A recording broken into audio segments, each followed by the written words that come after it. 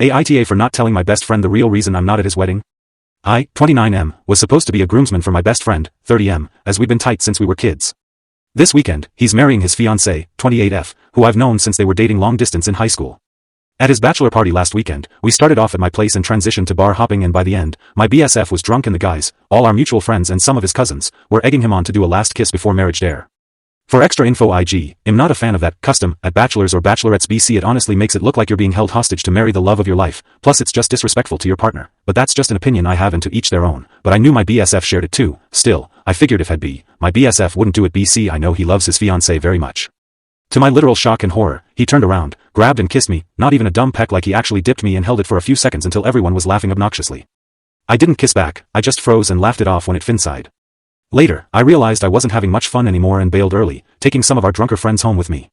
The next day, his fiancée first texted me on Insta, then on WhatsApp asking to talk, and then called me. She wasn't yelling or anything, but was just kind of awkward. She said she knew about the kiss, and that while she didn't love it, she was glad it was me and not some random girl. She said if he'd kissed another woman, she'd have taken it as cheating and dealt with it worse. I agreed and backed her point, saying I wouldn't have encouraged or all that. But at the same time, she admitted she didn't feel comfortable with me being at the wedding now either, because it would just be in the back of her head that I was admittedly stunned at first, and then mad, then upset, but came to the conclusion that it was her wedding at the end of the day, and told her I got it and wouldn't go. She thanked me for understanding, but also asked me not to tell my BSF that she was the one who asked that I have already sent the text backing out, giving reasons regarding work, and my BSF was very upset and asked me if I could back out in any way.